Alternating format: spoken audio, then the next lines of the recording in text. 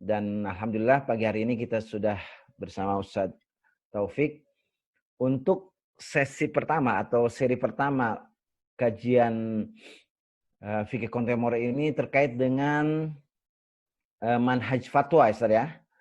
Manhaj fatwa dalam fikih kontemporer.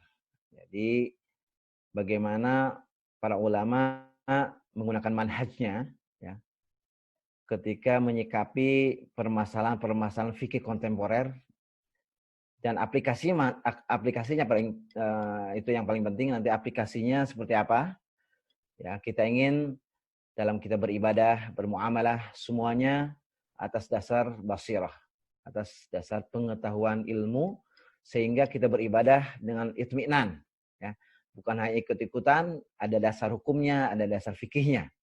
Nah, ini paling penting. Karena beribadah ketika kita gelap ya, itu beda sekali dengan kita beribadah dengan ilmunya. Tanpa memperpanjang kalam, Ustaz, kita persilahkan kepada Ustazuna Dr. Taufik Kulaimi untuk menyampaikan materinya. Ada slide, Ustaz ya, insyaallah. Masih di mute. Insyaallah ada slide. Nanti minta supaya bisa share slide saya. Iya, siap. Kita terus waktu dan tempatnya saya persilakan. A'udzu billahi minasyaitonir rajim. Bismillah, alhamdulillah, assalatu ala rasulillah. Assalamualaikum warahmatullahi wabarakatuh. Waalaikumsalam warahmatullahi wabarakatuh. Pertama, Bapak-bapak dan ibu-ibu sekalian yang dirahmati Allah, marilah kita selalu merasakan peran Allah dalam kehidupan, selalu merasakan rahmat Allah dalam kehidupan, sehingga apapun yang terjadi, kita mengucapkan Alhamdulillah. Alhamdulillah. Walaupun kena wabah corona, alhamdulillah. Kenapa? Allah yang berperan.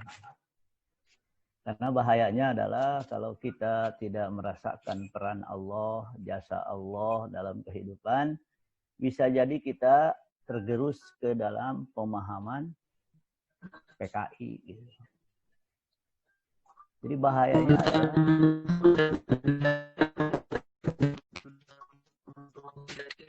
halo? Pak Dede, tolong di mute. Ada suara dari mana ini? Iya. Nah, kedua, as-salawat dan as-salam kita haturkan kepada Rasulullah Sallallahu Alaihi Wasallam. Insyaallah pada hari ini, sebagaimana yang diminta, belum maksudnya ini belum bisa nge-share slide ini. Oh gitu ya? Saya dijadikan host atau co-host. Oh iya, share, ya. Betul, nggak bisa share video ini kayaknya. Atau dari ininya, yang apa namanya? Yang Hamzah. Udah. Nah. Udah. Siap. Saya share ya, insyaallah. Jadi ada judul hari ini adalah pengantar fikih kontemporer, yang mana nanti akan kita bahas bagaimana manhaj menentukan hukum dalam fikih kontemporer.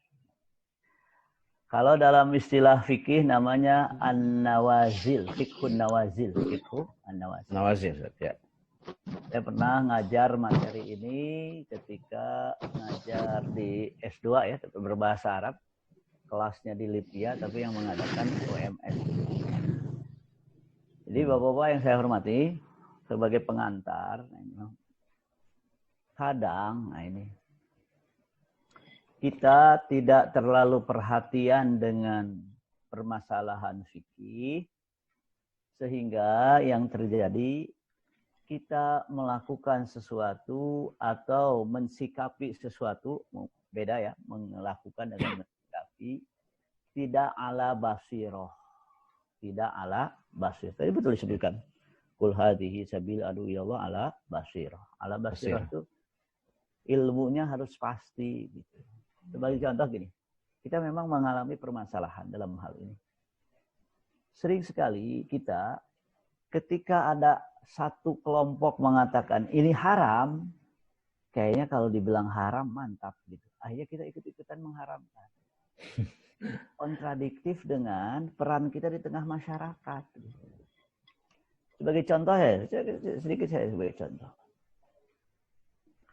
Bertahun-tahun kita, katakanlah, bertahun-tahun kita bermasalah dengan tradisi saudara kita di NU karena permasalahan keterbatasan wawasan kita. Keterbatasan wawasan. Setelah kita kaji lebih dalam, ternyata kita menemukan loh ini kita justru terpengaruh dengan yang salah. Jadi contoh saya, beberapa hari ini saya membahas fikih tabarruk. Fikih tabarruk. Tabarruk. Contohnya salaman dengan kiai. Kita kadang-kadang, nggak boleh. Karena ada sebagian orang mengatakan haram. Padahal madhab 4 membolehkan tabarruk. Termasuk suntangan kepada kiai. Gitu. Kita balik ke depan. Ya. Kita ikut mengharamkan. Ya gimana orang mau milih kita, orang kita mengharamkan tradisi dia gitu. Makanya Kiai Hasan tuh menyebutkan, kalau memang sampai derajatnya khilafiyah fikih ya silahkan ambil pendapat, tapi jangan menyalahkan orang lain. Yang mungkin hal ini juga harus kita perbaiki dalam konteks kita tidak menjadi musuh bagi umat, tapi menjadi perekat bagi umat. Maka ilmunya kita harus lebih gitu. Lebih dari yang suka mengharamkan, lebih dari yang suka memboleh-bolehkan dengan terlalu mudah. Nah, hari ini kita ke pengantar fikih kontemporer, nanti juga nyerempetnya ke situ juga. Ya, pengantar fikih kontemporer. Sebelumnya ada 2 jenis ijtihad, namanya ijtihad istimbati, ijtihad tatbiki. Ijtihad istimbati itu mengambil kesimpulan dari Quran dan Sunnah. Ijtihad tatbiki itu menerapkan yang difahami dalam peristiwa-peristiwa baru yang tidak disebutkan secara spesifik dalam Quran dan Sunnah. Maka ada istimbati, Allah berfirman, kita mengambil kesimpulan atau para ulama mengambil kesimpulan, kemudian ditentukan hukum fikihnya. Muncul masalah baru, nah masalah baru ini apakah sama dengan masalah sebelumnya atau tidak sama? Kalau baru biasanya tidak sama. Bagaimana memberikan hukum kepada masalah baru yang tidak terjadi di zaman Rasulullah, bahkan mungkin tidak terjadi di zaman-zaman sebelumnya. Nanti namanya ijtihad tatbiki. Lebih sederhananya saya ijtihad istimbati fikih klasik, lihat ini ada Quran, para mujtahid berijtihad menggunakan usul fikih, menyimpulkan menjadi fikih sebagai produk. Ini ijtihad istimbati atau juga fikih klasik seperti ini. Jadi dimulainya dari mana? Membaca Al-Quran, ijtihad menggunakan usul fikih. Ijtihad itu harus pakai usul fikih. Kalau ijtihad tidak pakai usul fikih, hasilnya jadi ngaco. Saya melihat Albani rahimahullah, permasalahannya ketika membaca Quran dan Sunnah nggak pakai usul fikih, habis biasa berbentur, maka benturan pendapat Albani dengan fikih keras sekali gitu. Karena nggak pakai usul fikih memang sebagai ini ya. Jadi ijtihad itu harus pakai ilmu usul fikih. Karena ilmu usul fikih dianggap ilmu akal, Al-Quran dan Sunnah itu nggak bisa difahami kecuali pakai akal. Nggak mungkin. Sebagai contoh, ayat Quran aqimus shalah. Kaidah fikih, usul fikih amru lil wujub. Salat diperintahkan, berarti kesimpulannya salat wajib. Salat wajib itu bukan Quran, kesimpulan hukum yang dikumpulkan dalam ilmu usul, dalam ilmu fikih. Jadi perlu dilihat, ini produk ijtihad. Produk ijtihad. Kenapa kita tidak kembali kepada Quran dan Sunnah? Siapa yang bisa? Kecuali para mujtahid. Mana buktinya? Orang Al-Qur'annya menyebutkan seperti itu. Walau radduhu ila rasul wa ila ulil amri minhum la alimahul ladina yastambitunahu minhum. La alimahul ladina yastambitunahu minhum itu. Makanya makna ulil amri di sini mustahid loh.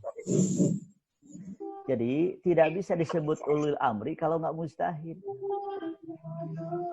Taat ulil amrinya mustahid nggak? Enggak, ya nggak taat lah.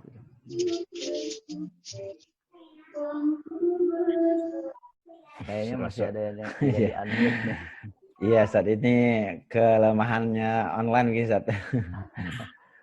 Ini Bapak orang Ibu sekalian, ini saya memperlihatkan terkadang ijtihad istimbati itu walaupun berdasarkan Quran dan Sunnah, tapi sering juga melahirkan keberagaman pendapat yang disebut ikhtilaf. Maka Kiai Hasan mengatakan, ya bukan memaksakan umat jadi satu mazhab, tapi mengajarkan umat toleransi kalau terjadi beda pendapat. Jangan sampai mengatakan, udahlah kita Quran dan Sunnah saja. Quran dan Sunnah itu kan perlu dipahami. Yang berbeda bukan Quran dan Sunnahnya, yang berbeda memahaminya. Jelas sekali lamastum itu menyentuh. Tapi apakah lamastum hakikah atau majaz? Nah, beda pendapat. Nah, jadi kita dengan fikih klasik, fikih istimbati juga harus membuka ruang untuk toleransi dalam beda pendapat. Jadi tidak boleh nggak usah pakai fikih, kita ikut Quran dan Sunnah saja. Ya sahabat aja beda pendapat itu. Ini fikih klasik ya. Nah, sedikit hasil ijtihad kalau sama menjadi ijma, kalau nggak sama jadi mazhab. Jadi banyak samanya, banyak bedanya. Tergantung kita mau perhatian yang sama atau perhatian yang beda. Kan yang menarik yang beda, maka banyak bedanya. Karena perhatian kepada yang berbeda. Yang samanya banyak juga.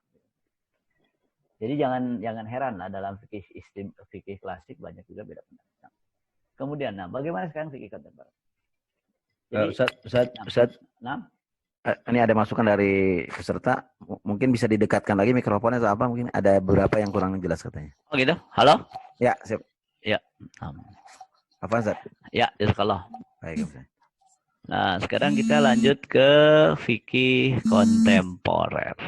Kalau tadi fikih fikih klasik dimulai Quran, Sunnah, melakukan ijtihad, melahirkan kesimpulan yang disebut fikih ya. Sekarang dibalik, fikih kontemporer. Fikih kontemporer tidak dimulai dari Quran dan Sunnah. Kenapa? Karena kan tatbik itu mengaplikasikan yang sudah ada. Gitu.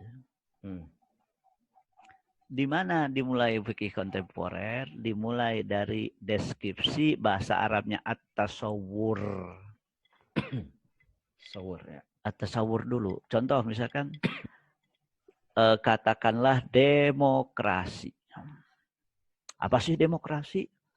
Demokrasi adalah ideologi dan sampai ke belakang. Maka kesimpulannya haram. Apa itu demokrasi? Demokrasi alat untuk mewujudkan keadilan. Yang namanya alat itu boleh dari orang kafir. Maka yang membolehkan demokrasi karena demokrasi alat. Yang mengharamkan demokrasi karena demokrasi ideologi. Pertanyaannya, demokrasi alat apa ideologi? Jadi dari sejak deskripsi saya sudah beda. Ya hasil hukum beda gitu. Maka Dr. Kordowi mengatakan, apa salahnya dengan demokrasi? Apa prinsip yang bertentangan dengan demokrasi? Kan demokrasi cuma alat saja. Saya katakan demokrasi itu bagaikan teko. Diisi air zam-zam, keluar air zam-zam. Diisi PKI, keluar PKI. Ya kita harus kencang juga nih menyebutkan PKI. Jangan sampai mereka merasa kita diam-diam aja. Deskripsi. Jadi deskripsi bermasalah. Jadi terkadang kita berhadapan dengan fatwa-fatwa kontemporer karena perbedaan deskripsi. Deskripsi ya tergantung juga dia mau ngambil manhaj. manhaj takut haram, mengharam-haramkan terus, atau manhaj takut boleh, serba boleh. Kenapa? Al-aslu fil asya'i ibahah. Benar nakibain ya. Bain kulal bu'd. Yang setelah deskripsi ada namanya takyif al-fikhi. Bagaimana menurut fikih? Karena fikihnya kan tadi sudah selesai klasik. Maka ini konsepnya dirubah. Definisi dulu baru takyif fikhi. Nah, setelah selesai di masalah takyif fikhi, nanti dalam masalah aplikasi ada pertimbangan lagi gitu. Jadi bahasa Arab pertama at-tasawwur. Yang kedua at-takyif al-fikhi. Yang ketiga at-tatbiq. Bagaimana deskripsi? Nah, ini. Pertama ada definisi, tadi sudah saya sebutkan kan. Yang kedua fikih waqi'. Nah, ini penting fikih waqi'. Saya bilang kalau mau membahas fikih kontemporer, perhatikan perubahan waktu. Perubahan waktu. Apa hukumnya sholat 2 gelombang? Fikih waqi' dulu. Sholat Jumat ya? Sholat Jumat. Dalam kondisi normal atau dalam kondisi khusus. Kondisi normal nggak boleh, haram. Kondisi khusus COVID-19, kerumunan manusia menimbulkan penularan COVID-19, apa hukumnya? Nah, kan fikih waqi' dulu. Sholat Jumat 2 gelombang dalam kondisi kalau berkerumun akan menimbulkan penularan COVID-19. Beda hukumnya. Dalam kondisi normal nggak boleh, dalam kondisi apa? Bisa jadi dalam kondisi normal katakanlah haram, dalam kondisi khusus menjadi boleh. Kenapa? Karena kan yang dipertimbangkan adalah bahaya tertular. Maka saya kadang-kadang suka diskusi panjang, nanti dulu. Fikih waqi'-nya pahami dulu. Kondisinya sama nggak? Beda. Iya, pasti beda. Orang puasa dalam keadaan safar dengan puasa dalam keadaan mukim, beda hukumnya. Rasulullah, fikih waqi' ini. Dalam keadaan puasa bulan Ramadan, ketika akan berhadapan dengan Quraisy di Fathu Mekah, mengharamkan puasa. Waqi'-nya gitu kan. Jangan sampai nggak pakai fikih waqi'. Maaf saudara kita, Salafi, saudara kita, HTI, nggak pakai fikih waqi' juga. Nggak pakai fikih waqi'. Contoh, demokrasi haram. Ya nggak pakai fikih waqi'. Kalau di Saudi demokrasi haram silakan. Di Indonesia demokrasi haram ketika orang akan mengambil kekuasaan dengan demokrasi. Ya kan situasinya beda. Fikih waqi' ini menjadi penting untuk mendeskripsikan sebuah masalah. Jadi definisinya apa, dalam situasi apa. Gitu.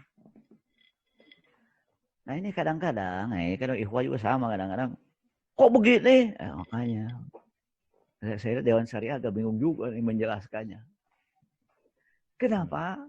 Ya Alhamdulillah di Tangerang Selatan mengadakan acara ini juga agar paham. Coba antum bisa menjawab nggak? Satu hari saya ditanya. Dan saya senang dengan pertanyaan seperti ini. Karena saya akan banting sekalian. Saya dari pengajian, waktu masalah rame-rame Ahok dulu. Ustadz katanya, ada partai Islam mengharamkan pemimpin di Jakarta, dia mendukung pemimpin kafir di daerah katanya. Waktu itu saya lihat ikhwah mesem-mesem ya. Mungkin mereka takut juga ya. Ini dijawab apa enggak gitu. PKS gimana jawabannya? Saya bantai sekalian. Saya dalam hati saya nungguin nih pertanyaan gitu. Saya digetok sekalian. Iya, Akhirnya saya bilang, yang tetap itu makosid, yaitu apa? Jaga bahaya. Di Jakarta didukung bahaya, di daerah tidak didukung bahaya. Jadi yang bermasalah adalah waqi'-nya, yaitu apa? Masalah bahayanya. Jadi Anda tidak bisa menerapkan satu hukum dalam kondisi yang berbeda, dalam kondisi bahaya yang berbeda di daerah. Mayoritas Nasrani, Anda tidak mendukung mereka, besok-besok masjid dilarang berazan. Di Jakarta terbalik. Jadi yang jadi panglima itu hukum atau makosid ya?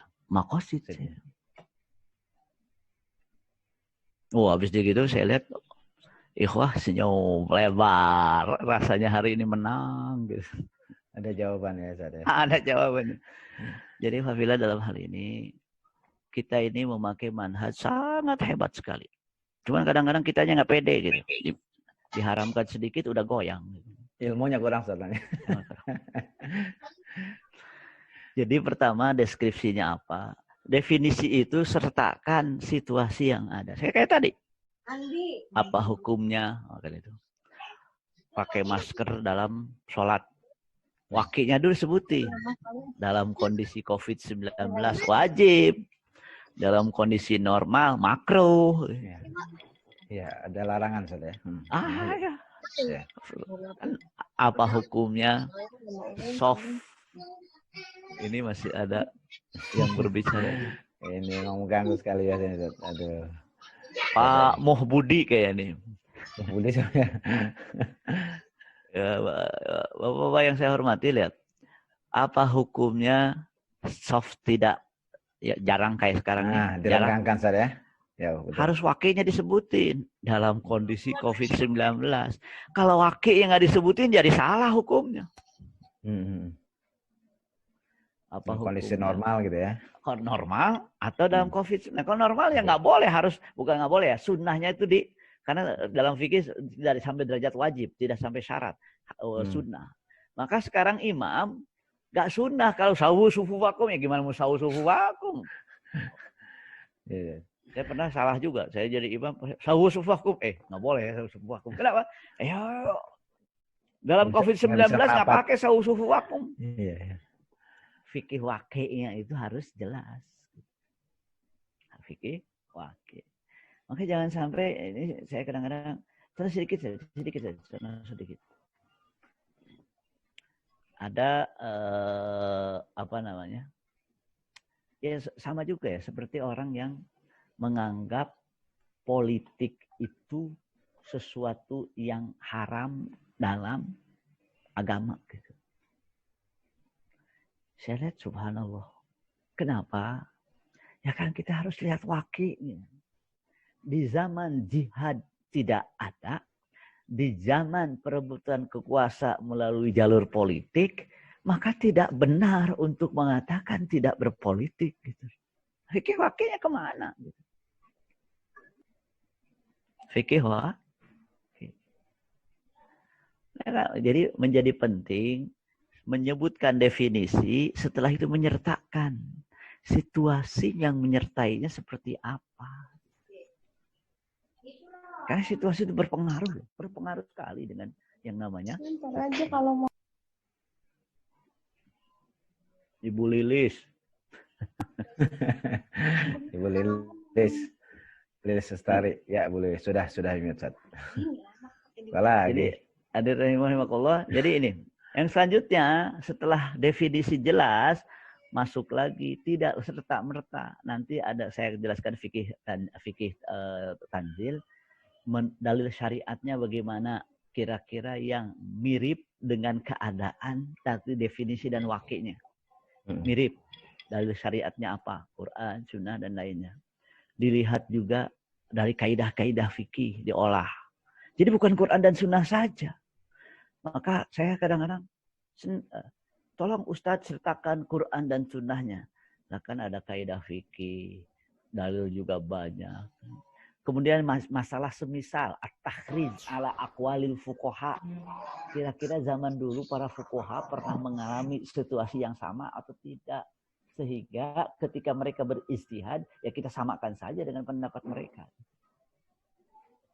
Gitu? Ya. Kemudian maqasid syariah. Nah, maqasid syariah nanti tercakup juga dalam kaidah-kaidah fikih. Karena sekali lagi, tidak boleh harfiah hukum tanpa melihat maqasid syariah. Tidak boleh melihat harfiah hukum tanpa melihat maqasid syariah. Sedikit contoh dalam kaidah fikih. Ada yang mengatakan ini, tadi definisi wakil sudah. katakanlah kita mau berbicara masalah demokrasi lah. Ada yang mengatakan demokrasi di mana-mana tidak menghasilkan. Oke. Yang berkata seperti ini mengatakan nggak usah demokrasi lah. Di mana dulu yang nggak berhasil itu demokrasi. Nah, permasalahannya adalah pertama dia tidak melihat waqi di Turki. Kedua, dia tidak memakai kaidah fikih yang mengatakan al-maisur la yaskutu bil ma'sur. Pencapaian yang tidak 100% itu tidak menjadi penilaian. Kalau yang ideal tidak bisa kita capai, yang seadanya itu tetap disyariatkan. Contoh, seorang tidak sholat kan wajib berdiri kalau yang fardu. Apakah ketika tidak mampu berdiri langsung gugur sholatnya? Nggak usah sholat ya? Nggak juga ya? Enggak kan? Iya. Duduk, berbaring. Ya? Sekarang ketika kita berdemokrasi, apakah bisa merubah 100%? Tidak. Apakah ada yang dirubah? Ada. Yang sedikit-sedikit itu yang tetap dilakukan, dijaga. Walaupun tidak 100%. Kenapa? Kan yang namanya perjalanan waktu itu bagian dari perubahan. Ilaj. Waktu juz'un minal ilaj. Makanya saya bilang, ini fatwa jadi aneh. Aneh gitu. Kenapa? Karena kaidah fikih tidak dipakai, hanya memakai dalil syariat, terbatas Quran dan Sunnah, keterbatasan Quran dan Sunnah dalam beberapa hal. Keterbatasan informasi Sunnah, keterbatasan dalam cara memahami, keterbatasan dalam wawasan. Ngaco tuh semua. Maqasid syariah, lihat. Sedikit saya maqasid syariah. Mana fatwa yang lebih menguntungkan? Menguntungkan umat Islam atau menguntungkan yang tidak beriman? Kalau lebih menguntungkan yang tidak beriman, maka fatwa tersebut nggak usah diambil. Kenapa? Secara teori sederhana, masa yang diuntungkan yang tidak beriman sih? Saya bilang subhanallah. Tapi ini saya sedih bingung. Ulama-ulama kita ya, kalau kita melihat di apa namanya? Ittihad al-ulama yang dipimpin Dr. Qardawi, sekarang dipimpin Rai Suni itu, subhanallah, itu kematangan dalam ilmu yang sering dituduh sebagai sebuah kesesatan. Kita mengenal ya Dr. Rai Suni ahli maqasid. Ada, saya berharap ya Dr. Muhammad Hasan Waladado itu menjadi mujaddid di abad ke sekarang ini. Karena kalau lihat dari karakternya, Masya Allah. Ilmu apa aja di kepalanya. Bukan di buku. Fisudur, laisa fisutur. Beliau juga ketika ditanya, kan gini, Ustaz, bagaimana pendapat antum dengan hizb? Yang tidak boleh itu tafarruq fiddin. Yang boleh itu tafarruq fil wasail katanya. Hizb kan wasail katanya. Wasail menunjukkan. Dibahas, subhanallah. Saya bilang, fulan sesat karena fulan itu hizbiyah. Padahal dia ngomong nggak ngerti juga hizbiyah itu apa. Subhanallah. Ya, makanya. Jadi tidak sederhana dalil fikih yang terbatas Quran dan Sunnah. Ada kaidah fikih, ada takhrij alal aqwalil ulama, ada maqasid syariah. Yang mana semuanya saling berpengaruh. Nah, setelah selesai hukum marhalah takyif al-fiqhi, ada lagi sebelum diterapkan, lihat juga bagaimana maslahat mafsadatnya, bagaimana situasi ya, di tempat yang akan kita terapkan. Di Indonesia, Saudi kan beda. Indonesia, Saudi beda. Maka saya sering mengkritik saudara kita yang memindahkan fatwa Saudi ke Indonesia tanpa melihat situasi Indonesia. Kita lagi demokrasi haram, lucu gitu. Kenapa? Ya di sana haram, orang rajanya nggak mau diganti. Di Indonesia nggak mungkin haram. Kenapa? Kalau demokrasi haram di Indonesia, ya yang merugi apa? Ya kayak sekarang ini. Di antara yang akan disalahkan ketika satu partai mengusung undang-undang PKI, saya lebih senang mengatakan undang-undang PKI itu. Undang-undang PKI yang disalahkan yang memfatwakan demokrasi haram. Yeah. Setelah itu lihat juga adat dan a'raf. Kenapa? Lihat gini. Adat, saya kasih contoh adat. Di Indonesia, nama kedua itu bukan nasab. Adat kan? Di Saudi, nama kedua nasab. Di Saudi, setelah menikah Aisyah dengan Ali, dari Aisyah Ali haram karena nama kedua nasab. Di Indonesia, Aisyah nikah dengan Ali, setelah menikah jadi Aisyah Ali, nggak haram. Kenapa? Karena nama kedua di Indonesia bukan nasab. Suami, Adatnya ya? beda. Suami ya. Gak mungkin sih dong. Yang menerjemahkannya doktor dari usul fikih S3 dari Madinah. Saya bilang, ta'adudul masyarib itu sumbernya. Jadi cara berpikirnya salah ya, walaupun sampai S3 tetap aja kayak begitu.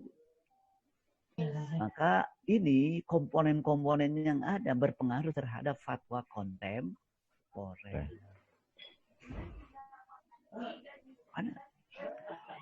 Contoh gini, sedikit dalam makosid syariah. Ada yang memfatwakan bank syariat tidak syariat. Kenapa? Karena masih ada pelanggaran syariat.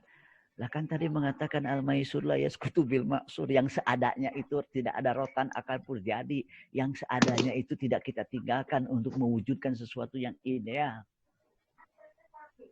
Tapi mereka nggak pakai. Oh, makosid dengan dipakai gimana?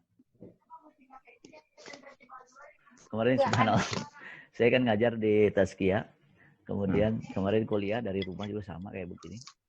Ada seorang ibu-ibu, dia sudah resign dari BSM. Kenapa? Karena Bank Syariah Mandiri haram. Setelah belajar dengan saya, dia, ibu-ibu.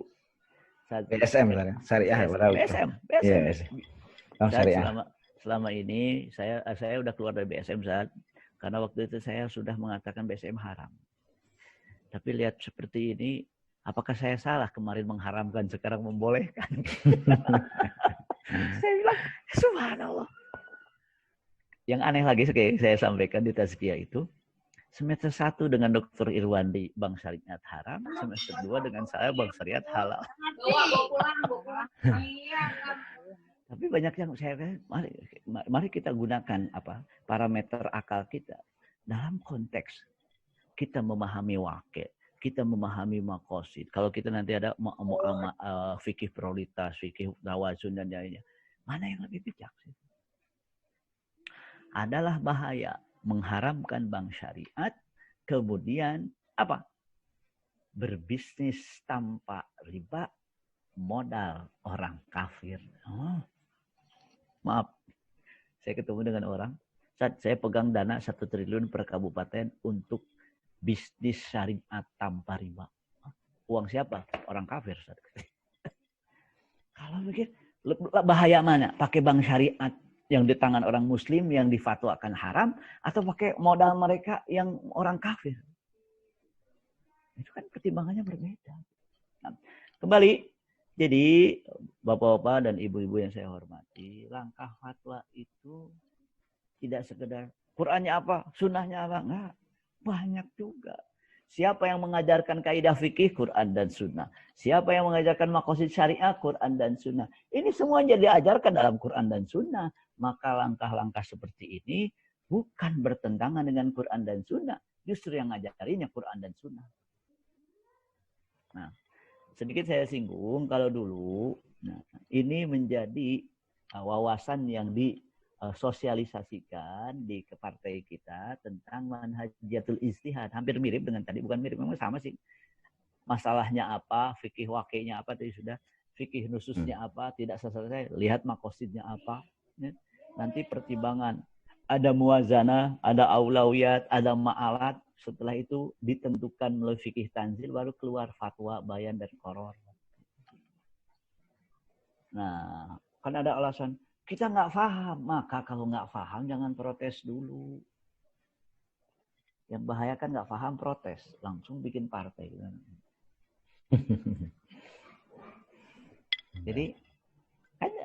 Jadi ini langkah berpikirnya harus ditata. Gitu. Sehingga nanti kalau berhadapan misalkan, bagaimana dilawan? Ya langkah berpikirnya diikuti. Sudah. Ini nggak terlalu beda dengan tadi.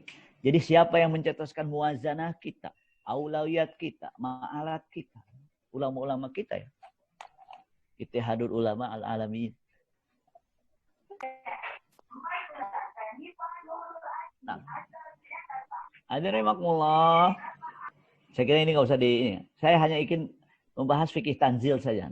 Ya, fikih tanzil. Ini sering ketukar fikih tanzil ini dengan fikih nusus. Apa itu fikih tanzil? Saya sederhana fikih tanzil, lihat. Riba haram karena Al-Quran menyebutkan ahallallahu al-bai'a wa harrama riba. Ini fikih nusus.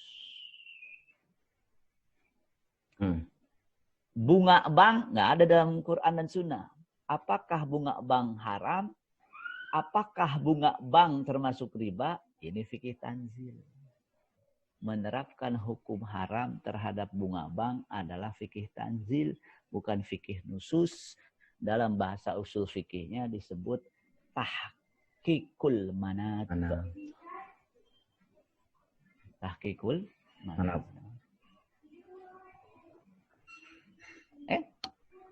Bunga bank kan kontemporer. Terus riba apa bukan? Nanti dulu. Bunga riba haram, fikih nusus. Bunga bank apakah haram atau tidak? Fikih tanzil. Ketika menerapkan haram di bunga bank karena riba, fikih tanzil. Kalau fikih nusus, itu Quran dan Sunnah. Kalau fikih tanzil, pendapat manusia. Kalau sudah sepakat atau menjadi pendapat mayoritas, itu menjadi kuat. Gitu. Maka ikhtilaf itu tidak semua ikhtilaf dianggap. Ada ikhtilaf ghair mu'tabar. Kalau bunga bank, misalkan jelas difatwakan haram, tiba-tiba orang liberal mengatakan enggak kok, enggak haram bunga bank. Kemudian, kenapa Anda masih memakai bank? Masih ikhtilaf kok. Nah, ikhtilafnya ghair mu'tabar, kenapa dianggap? Ya. Kenapa fikih tanzil? Jadi tadi kan ada beda. Quran, usul fikih, fikih. Kemudian dibalik definisinya apa? Nah, fikih kontemporer itu banyak berbicara dalam fikih tanzil.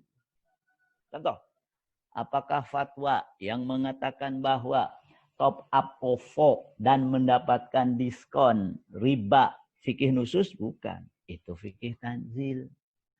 Kenapa? Karena definisi OVO menurut yang mengharamkan memberi pinjaman kepada perusahaan Grab yang mana nanti kalau akan dipakai uang tersebut dikeluarkan. Maka diskonnya haram karena memberi pinjaman. Akan pinjaman ya. Akan pinjaman. Tapi kata Dr. Oni, bukan. Itu akan membeli produk. Kalau membeli produk boleh dapat diskon. Saya tanya yang top up, minjemin apa beli produk? Beli produk, halal sudah. Dan saya nggak ada ya iklan dibuka meminjamkan uang, nggak ada pembelian produk. Maka di sini mengharamkan OVO itu bukan fikih nusus, tapi menerapkan haram kepada OVO top up OVO yang mendapatkan diskon tadi karena termasuk kaidah kullu qardin jarun naf'an, namanya fikih tanzil, dan itu bukan Allah, bukan Rasul, itu adalah pendapat manusia. Beda derajatnya. Namun disayangkan, nah ini psikologinya. Sariwan itu termasuk yang mengharamkan, Ustaz ya? Ya. Dan selalu saya jadikan contoh dalam kuliah. Lihat. Ya. Pusing-pusing gitu. Tapi alhamdulillah Tazkiyah memberikan ruang untuk itu, bahwa justru saya dipertahankan juga untuk mengimbangkan permasalahan-permasalahan. Ya. Dan dalam rapat pernah disebutkan agak aneh di Tazkiyah katanya. Semester 1 haram, semester 2 boleh. Waktu itu saya hadir. Kemudian saya bilang jadi nggak enak nih ya. Karena memang kami berdua ngajar di tempat yang sama. Harus ada debat terbuka, Ustaz. Kalau tempat terbuka sama Dr. Oni lah dengan saya. Dengan ini. Jadi khafillah dalam hal ini kita harus memahami. Jangan sampai kita kemakan gini. Ini penyakit tengah ikhwah. Kalau sudah kan mana yang lebih kuat? Pendapat Rasul atau pendapat ulama? Saya bilang salah. Pendapat ulama dengan pendapat Ustadz Antum yang dianggap pendapat Rasul. Sebetulnya pendapat manusia juga fikih tanzil. Kan pendapat manusia fikih tanzil. Namun Mereka mengatakan ini pendapat Rasul pada pendapat ustadznya. Saya bilang yang bahaya pendapat ustadznya jadi pendapat Rasul. Itu bahaya. Kita yang dengar jadi nggak pede juga. Iya juga. Saya bilang. Maka kita harus apa ya? Jadi betul, saya setuju sekali. Dan saya selalu mengajarkan di Nuaimi, dakwah itu ala basirotin. Dibangun di atas ilmu yang jelas. Ya salah satu hikmah corona ini kita pakai Zoom ya. Nah, cuman masalahnya ada fatwa dulu, Ustaz. Yang masang, ya. Yang masang namanya doang ya. Orangnya lagi pada kemana gitu. Insya Allah, Ustaz. Nastafid kasih. Jadi Khafillah dalam hal ini tolong bedakan fikih nusus fikih tanzil. Kebanyakan itu fikih tanzil tapi dianggap fikih nusus. Jadi ini tidak tepat. Tidak tepat. Kemudian ada contoh lain, arisan haram. Apakah arisan pinjam uang sehingga berlaku padanya kaidah kullu qardin jarun naf'an, atau arisan bukan pinjamin uang? Setelah diteliti ternyata arisan bukan pinjam uang. Yang namanya pinjam kan karena butuh. Orang arisan kapanpun dapatnya terserah. Termasuk yang diharamkan ya teman-teman salafis. Termasuk yang diharamkan. Iya, kenapa? Karena fikih nusus, kullu qardin jarun naf'an fikih nusus. Fikih tanzilnya arisan termasuk kaidah ini, itu fikih tanzil.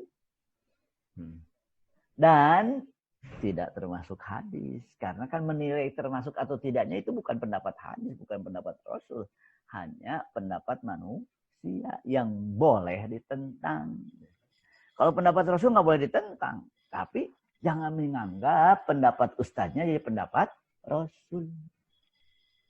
Nah, Anjuramakumullah, kita lanjut. Fikih tanzil tadi contoh lain. Menentukan hukum bagi masalah baru yang muncul setelah zaman Rasulullah SAW, yang mana masalah baru tersebut tidak terdapat dalam Quran dan Sunnah secara spesifik. Ada tetap dari peserta ini suara lagi, Ustaz. Saya lepas tadi. Iya, Ustaz. Nah, banyak Ustaz, insyaallah yang menyimak, Ustaz. Ya, jazakallah, barakallahu fikum. Ya. Jadi contoh fikih tanzil. Di zaman Umar fikih tanzil beda dengan sekarang. Beda. Fikih tanzil ya. Beda. Nah, jadi kalau di zaman Umar misalkan Rasulullah, jadi gini, saya jangan pernah berdalil kan Rasulullah tidak melakukan. Salah. Karena yang namanya zaman ketika berubah, masalah muncul baru, masalah baru muncul, ya jelas nggak akan ada di zaman Rasulullah, dan Rasulullah tidak akan melakukannya, orang nggak ada. Contoh gini, kan Rasulullah tidak menarik zakat profesi, ya iyalah. Kenapa? Di zaman Rasulullah nggak ada profesi yang menyebabkan kaya gitu. Profesi ada, tapi tidak kemudian menyebabkan kaya tadi. Kalau iya profesi kan? ada, Ustaz. Ada profesi kan? Tapi sebab kaya nggak? Tidak, makanya nggak diwajibkan. Gini, kenapa sih petani jadi wajib zakat? Karena dinilai sebab kaya. Perdagangan sebab kaya. Terus zaman sekarang, dulu mengumpulkan harta itu harta rampasan perang. Tadi mukodimah kita dalam membaca acara ini, baca surat Al-Anfal. Kan dulu sumber rezeki umat Islam itu perang. Sekarang apa? Profesi. Jadi zaman Rasul tidak ada. Kalau begitu nggak bisa dihukumi begitu. Karena ada situasi berbeda. Nanti ada namanya muqtadi. Muqtadi itu situasi yang mengharuskan timbul sesuatu gitu. Contoh muqtadi di zaman Umar, kenapa di zaman Abu Bakar diusulkan Quran dijadikan mushaf? Karena ketika di zaman Rasulullah banyak penghafal Quran, kemudian tidak ada kebutuhan untuk menjadikannya mushaf. Di zaman Abu Bakar, perang Yamamah menghabiskan para penghafal Quran. Kata Umar ini khawatir hilang. Kekhawatiran ini di zaman Rasulullah tidak ada. Di zaman Abu Bakar ada. Maka ada usulan. Jadi munculnya situasi baru itu nanti menyebabkan terjadi sebuah hukum yang disebut muqtadi gitu. Kayak tadi profesi sebab kaya tadi itu muqtadi. Yang mana zaman Rasul tidak ada. Makanya ya tidak bisa dikatakan nggak ada, zaman Rasul tidak ada. Sekali lagi, ikhwah tidak boleh berprinsip seperti itu. Zaman Rasul tidak ada. Kalau begitu demokrasi haram. Itu zaman Rasul tidak ada. Repot juga itu. Salafi semua yang tidak ada Rasul nggak ada, haram semua. Dan yang menarik lagi, rahimahullah, kadang-kadang juga dalam memahami fikih nusus bermasalah ya. Fikih nususnya. Jangankan fikih aja, fikih nusus bermasalah. Contoh, alaikum bisunnati wa sunnati khulafair rasyidin. Jadi sunnah terbesar itu bukan celana cangkrang, sunnah terbesar itu jadi pemimpin gitu. Sunnah terbesar itu berpolitik. Kenapa khulafa rasyidin? Alaikum bisunnati wa sunnati khulafa rasyidin. Sunnati khulafa berarti alaikum bisunnati wa sunnah politik gitu. Masya Allah. Kan saya bilang gimana tuh? Ya, ditulisnya tuh khulafa rasyidin, politiknya haram gimana? Yeah. Kayak bikin nususnya juga bermasalah. Tadi masalah ulil amri. Taat ulil amri. Ulil amri dalam Quran itu mustahid, taat. Kalau nggak mustahid, berarti hilang syarat taatnya. La alimahul ladzina yastambit kan walau raduhu ila rasul wa ila ulil amri minhum ala alimahul ladzina yastambitunahu minhum. Ulil amri itu yastambituna minhum. Ulil amri. Maka taat ulil amri. Maka sekarang jadi ledekan kan. Mana yang taat ulil amri katanya. Ulil amrinya ya bukan ulil amri, kemarin ada usulannya. Nantilah Pak bahasan politik itu. Saya banyak bahasan politik. Sesi selanjutnya, Ustaz. Nah, jadi wafillah dalam fikih tanzil, fikih kontemporer kami mirip memberikan hukum terhadap masalah baru yang tidak terdapat dalam fikih klasik dengan cara menerapkan kaidah-kaidah baku. Jadi kaidah-kaidah kan banyak, ada kaidah usul fikih, ada kaidah fikih, kemudian ada kaidah-kaidah baku. Imam Malik menolak hadis karena bertentangan dengan kaidah baku. Contoh yang kaidah baku ya, kaidah baku contoh. Jual beli kucing. Kan Rasulullah melarang jual beli kucing, maka bahkan kalimat jazaro melarang kelas, jual beli kucing. Tapi ada kaidah benda bermanfaat boleh diperjualbelikan. Berarti hadis ini difahami dari kaidah menghasilkan jual beli kucing tidak bermanfaat haram, jual beli kucing bermanfaat boleh. Karena masalah kaidah yang sudah baku. Jadi, ikhwah dalam berpikir, jangan Quran mana, sunnahnya. Kaidah itu, kaidah nih, disarikan, diistimbatkan dari puluhan ayat, puluhan hadis menjadi kaidah. Berarti kaidah ini mutawatirul makna. Mutawatir makna itu lebih kuat daripada hadis ahad. Jadi jangan meremehkan kaidah. Kok pakai kaidah? Ya. Dan menarik. Jamiah Imam Ibnu Saud itu, Lipia, mengeluarkan buku cara memahami Islam. Pertama, dalil Quran, Sunnah, Ijma' Qiyas. Yang selanjutnya, kaidah fikih. Kaidah fikih. Kaidah fikih yang selanjutnya. Saya bilang subhanallah. Kalau pakai usul fikih, kaidah fikih, istihsan, mirip kaidah fikih. Masalah mursalah, mirip kaidah fikih. Satu daro'e, mirip kaidah fikih. Nah, cuman ya, silakan aja. Nah, jadi, kalau berhadapan dengan masalah baru, baik dalam politik dan lainnya, ya lakukan langkah-langkah tadi. Jadi banyak faktor. Terutama, ini faktornya situasi yang berbeda, tempat yang berbeda. Pada akhirnya bermuara pada satu kalimat, menghasilkan maslahat yang berbeda, menghasilkan makosid yang berbeda, sehingga terkadang hukum juga berbeda. Nah, kita mengenal manhaj taisir. Apa itu manhaj taisir? Lebih cenderung boleh. Sederhananya. Lebih cenderung boleh. Maka kalau antum lihat fatwa Dr. Oni dalam muamalat, dan beliau berdasarkan juga persatuan ulama muamalat sedunia, itu lebih cenderung ad-dinu yusrun. Kan hadisnya ad-dinu yusrun. La yuridullahu bikumul usra wa la yuridullahu bikumul yusra wa la yuribikumul usra. Ini manhaj kita memakai manhaj taisir. Jadi tidak lawannya manhaj tasyaddud. Nah, manhaj taisir bukan manhaj memudah-mudahkan, bukan.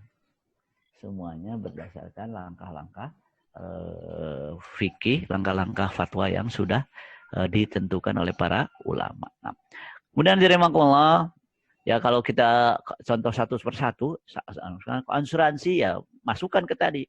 Definisinya apa, wakinya apa. Contoh definisi asuransi, wah ini haram, sudah.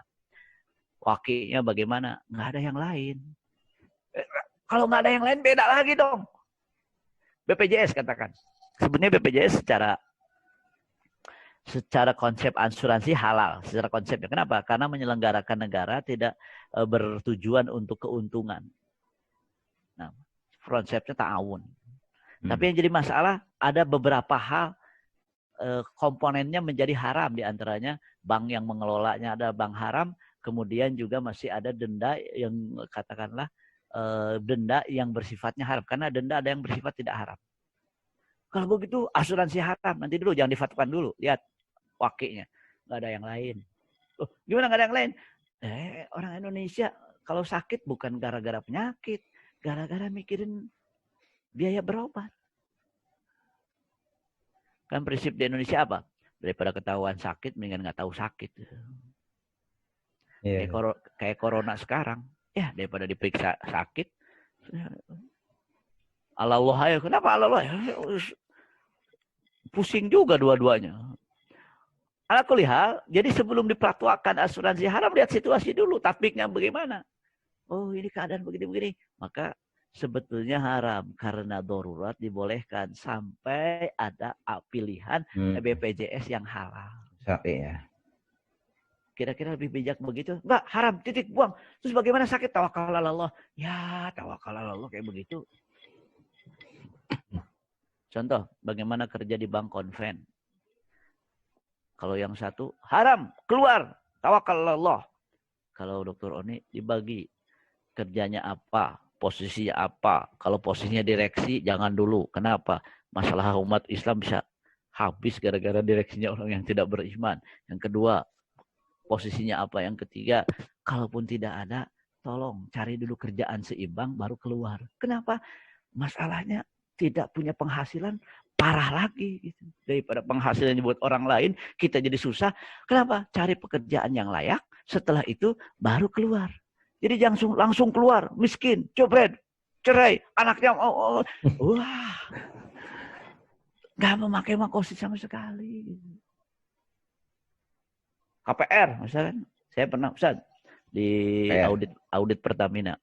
Saya rumah udah dijual karena KPR itu haram. Udah, oke. Nah, udah punya rumah? Enggak. Terus gimana? Ya saya kesulitan begini-gini. Nah, ini masalahnya.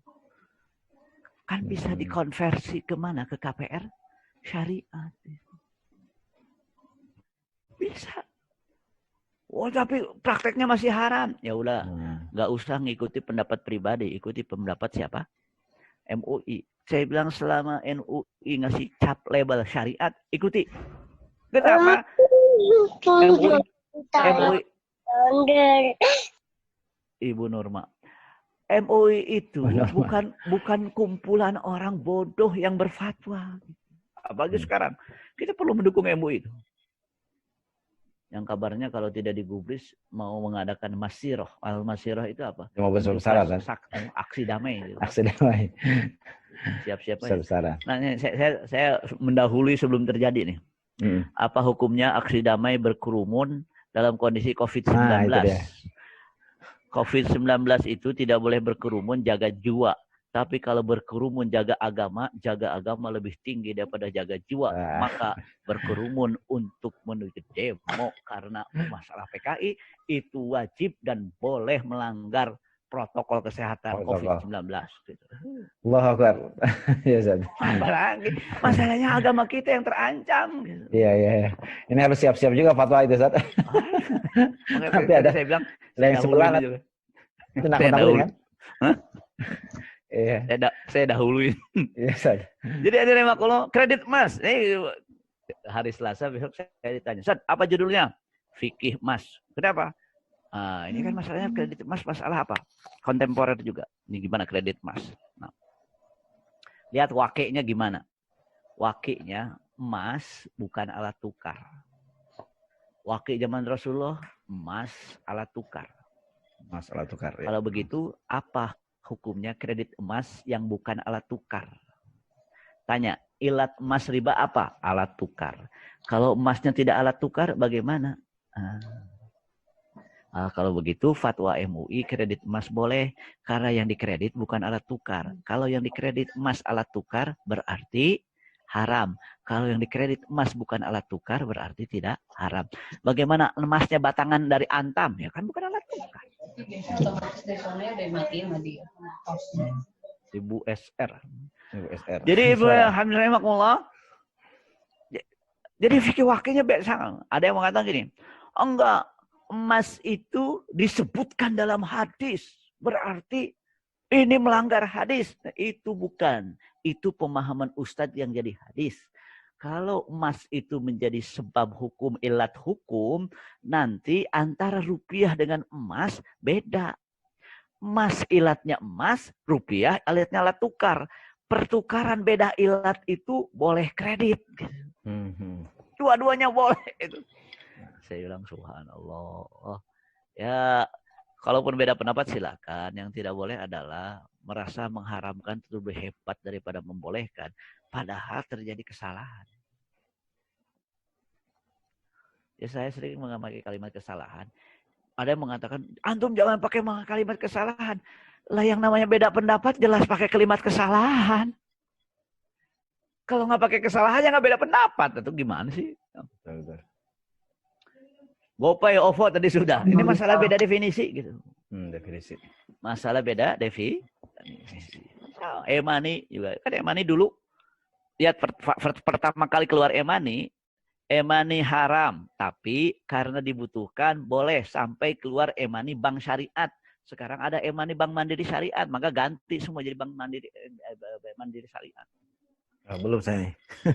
Harus diganti. Kenapa? Karena e-money itu sebenarnya difatwakan haram. Tapi lihat, ada situasi yang tidak memungkinkan. Dalam situasi, makanya subhanallah, fatwa MUI itu saya lihat, ya saya bukan orang MUI, tapi saya melihatnya dari sisi keilmuan saja. Benar. Fatwa MUI itu benar. Tidak salah. Jadi akarnya e-money akad bukan akad ini, Ustaz. Bukan akad ijarah, Ustaz. Enggak, kita menyimpan uang di mereka, nanti kalau dibutuhkan mereka yang mengeluarkan gitu. Nah, yang jadi masalah e-money adalah kalau yang bank konven, pertama banknya konven, kedua yang sama ada unsur riba ya kalau dalam hal. Kemudian yang ketiga, kalau kartu hilang uangnya hilang. Nah, kan uangnya masih ada, kartunya doang yang hilang. Namanya bank syariat beda. Maka setelah e-money syariat yang BSM atau yang BNI syariat, saya kira maka harus pindah. Tapi kadang-kadang saya kemudian dapat kartu e-money Indomaret, isinya 500.000. Jangan dibuang, habisin dulu. Kan yang namanya beda dengan kita beli dengan diberi, beda. Tabadu sebabil miliki qaimun maqamar tabadu rizat. Jual beli saham dan lain-lain. Ya diterapkan. Apa hukumnya jual beli saham? Nanti dulu. Apa pelanggarannya? Oh, pelanggarannya adalah karena menjual sesuatu yang belum dimiliki. Kalau seperti itu berarti haram. Jadi ini semua menerapkan kaidah konsep-konsep fikih yang sudah ada, kaidah-kaidah yang sudah ada ke dalam masalah-masalah kontemporer. Kredit mobil haram. Bagaimana yang syariat? Rubah skemanya jadi syariat gitu. Multi level marketing, yang haram yang mana untuk supaya syariat dibuang yang haramnya diganti dengan akad-akad syariat. Saya kemarin ngajar, saya bilang begini. Lihat, ini terakhir. Merubah akad itu merubah hukum. Contoh. Saya bikin pertanyaan ketika kuliah. Membeli 1 kilo gula dan dibayar dengan 2 kilo gula, halal. Meminjam 1 kilo gula dengan janji dikembalikan 2 kilo gula, haram. Loh, kok yang satu halal, satu haram? Karena satu beli, bebas. Beli. Yang satu beli. Minjam kan nggak boleh dilebihin. Meminjamkan, ya. Berarti perubahan transaksi merubah hukum. Kalau begitu, lu bahaya transaksinya semuanya. Wah, ini ngakalin hukum, bukan. Kan dalam kaidah perubahan transaksi merubah hukum. Kalau begitu, rubah semua transaksinya. Gitu. Ini yang berhubungan dengan muamalat. Bagaimana dengan yang lain? Ya terapkan saja tadi langkah-langkahnya. Bagaimana tasawurnya, bagaimana takyif fikihnya, bagaimana satu lagi tatbik. Jadi sebelum difatwakan lihat situasi. Ada adat yang lain enggak? Ada. Nah, dengan langkah ini melahirkan fikih yang apa? Yang bijak sesuai dengan maqasid syariah. Bijak fikih itu harus bijak. Al syariah adun kulluha kata Ibnu Qayyim. Kalau nggak adil bukan syariat. Gitu. Pernah saya bertanya, Ustadz, bagaimana hukumnya seorang suami menzolimi istri ketika dicerai? Ketika akan rujuk, dia tanpa izin istri. Istrinya padahal dizolimi. Saya bilang yang salah adalah berpikir syariat Islam itu zalim. Dalam fikih, zalim tidak boleh. Maka dalam fikih, seorang perempuan boleh mengajukan perceraian karena terjadi kezoliman. Jangankan lagi rujuk, lagi suami istri aja boleh. Maka hati-hati zaman sekarang. Dalam fikih, seorang perempuan berhak mengajukan cerai kalau tidak diberi nafkah. Hak seorang perempuan. Tapi kalau perempuan nggak apa-apa lah, nggak kasih nafkah juga, kita tetap suami istri, boleh juga. Tapi taat suami kepada perempuan, taat istri kepada perempuan hilang. Karena taat itu berbanding lurus dengan nafkah loh. Nafkah. Ya, saling pengertian lah dalam itu. Jadi ibu-ibu dan bapak-bapak sekalian saya hormati, saya mulai melatih diri untuk selalu mengatakan ibu-ibu dan bapak-bapak mengganti kalimat ikhwan dan akhwat. Kan sekarang perubahan artikulasi dirubah semuanya. Saya kira ini yang bisa sampaikan karena kuliah juga nggak sampai jatuh jam lah. Kalau 1 jam lebih kuliah gitu. Iya, insyaallah. Tabarakallah. Ya silakan kalau ada pertanyaan mudah-mudahan bisa dijawab. Mudah-mudahan bisa dijawab. Iya, alhamdulillah. 417. Ini kita partisipannya sudah 415 tadi ya dari Masya Allah. Dari 1000 partisipan yang kita siapkan. Alhamdulillah sesi pertama terkait dengan definisi dan manhaj fatwa terkait fikih kontemporer sudah selesai. Kita sambung dengan tanya jawab. Kita dahulukan, ini sudah ada 5 pertanyaan Ustaz yang melalui chat, tapi kita dahulukan yang yang langsung, pertanyaan langsung. Silakan yang pertanyaan langsung. Ada?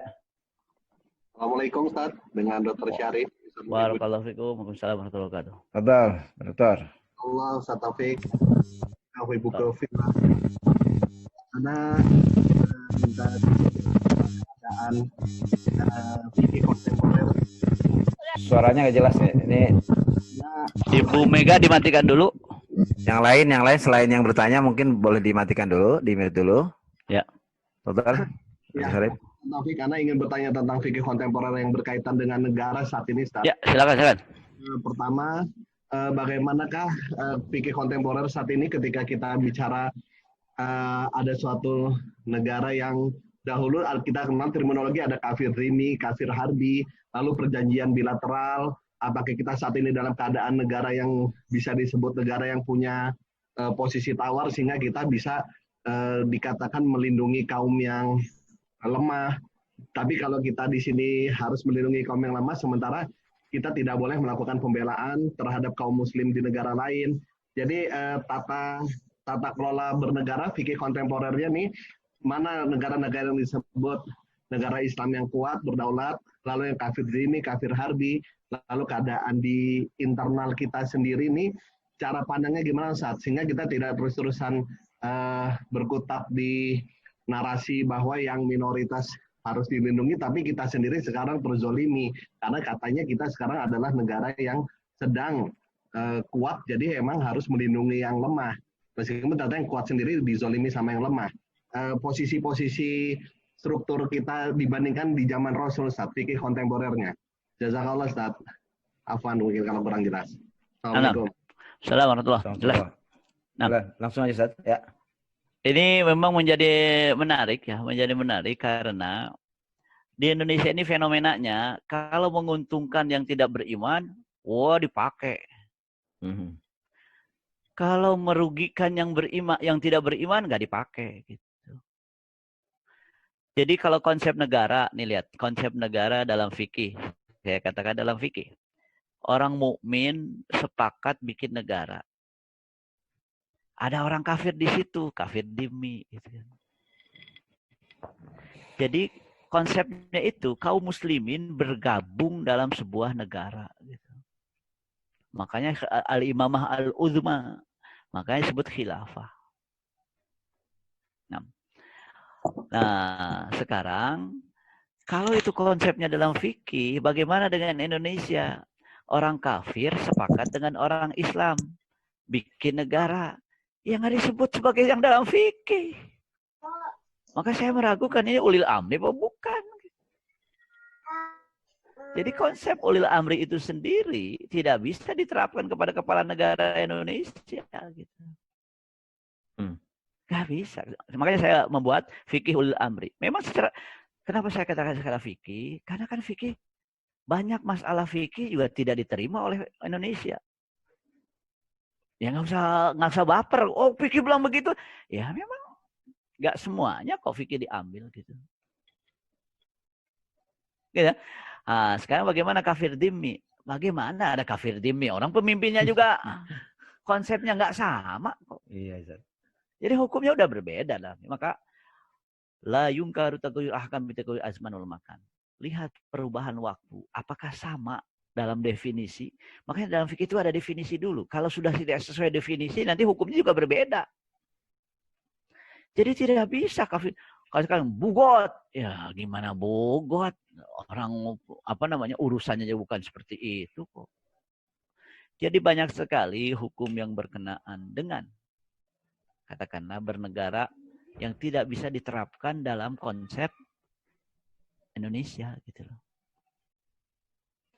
Nah, jadi menurut saya tidak ada lagi kafir dhimmi. Nah, namun hari ini gini. Jadi bagaimana sekarang jadi negara-negara kecil? Emang itu kerjaan penjajah. Menjadi negara-negara kecil. Maka hancurnya khilafah Utsmaniyah itu kapan dimulai ada negara kecil? Hancurnya khilafah Utsmaniyah. Jadi menjadi negara kecil. Yang musibahnya lagi menganggap negara Saudi bagian dari sebuah negara Islam itu sendiri. Ya salah saya bilang. Itu negara-negara kecil gitu dan tidak mewakili umat Islam. Jadi konsep kafir dhimmi tidak bisa diterapkan, apalagi sekarang. Gitu.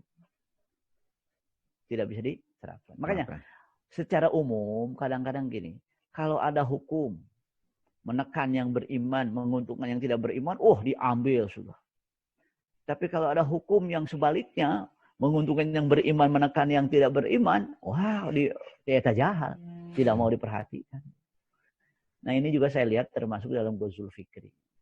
Jadi Ghazul Fikri luas sekali. Saya ingin ingatkan, Ghazul Fikri yang paling bahaya adalah bukan Ghazul Fikri dari kiri, Ghazul Fikri dari kanan. Itu bahaya. Bagaimana Ghazul Fikri dari kanan? Mereka seakan-akan Islam tapi menghancurkan Islam itu sendiri. Itu bahaya. Maka Rasulullah mengingatkan 3 hal perusak agama. Pertama, tahriful ghalin. Yang kedua, takwilul jahilin. Yang ketiga, intihalul mubtilin. Kalau liberal, Syiah, intihalul mubtilin. Tapi tahriful ghalin siapa? Saya tidak menyebutkan namanya, antum sudah tahu semua. Pada akhirnya kita dibimbangkan dengan pemahaman mana orang kafir nyerang, mereka nyerang. Ini salah. Gampang saya bilang. Salah satu indikasi kebenaran adalah ketika orang kafir tidak nyaman dengan keberadaan kita. Tapi kalau orang kafir nyaman-nyaman saja dengan keberadaan mereka, berarti tenang, kita on track. Nah, saya yang lain. Ya, gantian ya. Mungkin satu yang angkat tangan, yang satu yang lewat ini gantian. Sekarang yang ini Ya, Ustaz. Dari yang chat itu tentang bank konvensional. Oh, Ada juga tadi sudah dijawab ya Ustaz ya. ya ya. Tentang bank konvensional bahwa sebaiknya kalau ada bank syariah ya bank syariah gitu kan. Ya. Kemudian ada eco racing. Eco racing juga nih ada sekarang lagi rame Ustaz. Gimana antum? Ada pendapat? Kalau ekorasi saya kira tidak ada masalah ya selama memang manfaatnya terbukti secara ilmiah gitu. Manfaatnya Ya. Jadi kan gini ya, kalau Dr. Kordowi mengatakan yang namanya pemasaran itu bukan dengan baiknya mengemas, tapi kualitas barang. Gitu. Kalau memang eco racing ini misalkan bendanya memang secara ilmiah mengangkat oktan, tidak merusak mesin, ya oke gitu kan, nggak ada masalah. Oh green itu ya katanya istilahnya. Ya. Bahkan memang mesin menjadi lebih bersih. Saya juga pernah memakainya. Tapi di sini betul ketika kita mengiklankan sudah terbukti secara ilmiah. Memang di sisi lain eco racing mengancam Pertamax gitu kan. Yes. Jadi ada yang menyerang juga ekorasi ngerusak mesin. Ini makanya di sini tabayun dua ya. Kalau memang dipastikan ada bukti ilmiah. Yang mengikatkan bukti ilmiah ya nggak ada masalah. Yang tidak boleh adalah ada bukti ilmiah disembunyikan, nanti kalau diketahui jadi haram. Ah itu juga nggak boleh. Jadi dalam ini jujur dalam hal jual beli. Jujur dalam hal jual beli. Kan Rasulullah man ghasyana laisa minna, ya sih sebetulnya. Tapi saya secara pribadi merasakan memang ada akalannya. Cuman memang terganggu dengan apa pernyataan-pernyataan. Nanti merusak mesin, nanti begini, nanti begini. Ini jadi bingung juga. Maka buktikan saya secara ilmiah. Karena pemasaran yang benar adalah kualitas barang, bukan kualitas pengemasan. Iklannya yang... Ya. Yang chat satu lagi mungkin yang terkait dengan uang arisan tapi ada uang konsumsi gitu bagaimana Ustaz? Diambil dari hasil arisan. Ya Ustaz. Gini. Al-adah muhakkamah. Kalau memang sudah jadi kebiasaan, tidak ada yang dirugikan. Apa masalahnya? Misalkan masa orang datang ke rumah nggak disuguhin? Kan ini kebiasaan kita juga. Dan saya melihat hal ini sama sekali bukan bagian dari pinjaman. Bukan bagian dari pinjaman. Jadi sedekah aja gitu tadi. Ya, kan banyak. Ya makanya kalau ketika akarnya dirubah, semua berubah juga hukumnya. Jangan nggak usah arisan haram. Saya bilang demen banget mengharamkan. Hadiah untuk guru haram. Demen banget mengharamkan. Apa hukum hadiah untuk guru? Kata yayasan boleh? Ya boleh. Dalam hadis kan disebutkan Rasulullah, ketika Rasulullah membolehkan jadi boleh. Ketika Rasulullah, makanya hukum hadiah, katakannya kan sering di SDIT misalkan, bagaimana hadiah dari wali murid, tanya yayasan, boleh nggak? Boleh. Ya sudah, pemilik pekerjaannya membolehkan, ya kita boleh ngambilnya. Asal jangan mempengaruhi nilai gitu. Nanti dalam konsep riswah. Jadi insya Allah arisan itu yang tadi menjadi kan harus menjamu, emang bagian dari pinjam meminjam. Dan saya kira ibu-ibu nggak pernah merasa minjam. Kalau minjam itu butuh sekarang, ngambil sekarang. Kalau arisan bayar sekarang, dapatnya walau alam kapan. Yang ada di Quran itu saja. Apalagi kalau di Quran tiap pertemuan. Apalagi kalau arisan untuk ngumpulin keluarga, itu udah nilainya udah lebih lagi. Sangat jauh sekali dari kata meminjamkan. Iya, silakan ya. Ini ada 10 pertanyaan yang chat, tapi kita angkat dulu yang langsung. Angkat tangan dulu. Oke, langsung aja susah nih saya lihatnya. Langsung aja. Silakan. Ya, baik. Bismillahirrahmanirrahim. Assalamualaikum warahmatullahi wabarakatuh. Siapa yang dulu? Saya tunjuk dulu. Mohon maaf, Ibu. Iya, tunjuk Pak. Ini Ibu-ibu dari ibu-ibu. Tadi Bapak-bapak, sekarang ibu-ibu. Siapa tadi? Bu Yuli. Oh ya, oke, baik. Bu Yuli ya. Assalamualaikum warahmatullahi wabarakatuh, Ustaz. Ya, Waalaikumsalam warahmatullahi wabarakatuh. Ini lagi di Depok ya? Betul, Pak. Ini Ustaz, kebetulan suami saya kan kerja di bank profesional. Dan kemudian kan kalau dari sumber pemasukan bank sendiri kan kita udah jelas ya kalau konvensional itu seperti apa. Cuman dilemanya jadi itu status ma'isyah yang diterima oleh suami saya itu jadi jatuhnya halal atau haram, Ustaz? Nah, Baik. sebagai baik. apa di Bang Kopennya? Sebagai orang lapangan, Ustaz, Ya, ya. yang teknis di lapangan, dan statusnya kan masih outsourcing ya. Oh, sosing ya. Ya, gini. Iya, silakan. Ustaz. Karena memang Cukup ya. pertama secara umum diharamkan posisinya apapun karena ta'awun alal ismi wal udwan. Namun begini, ada fatwa menarik. Nanti silakan mungkin lebih jelasnya di YouTube ada bekerja di Bank Konven yang disampaikan oleh Dr. Oni ya. Nah, begini. Di antara maknanya adalah dalam kondisi tidak ada pekerjaan lain yang layak, kan sekarang pekerjaan banyak, yang layaknya yang susah.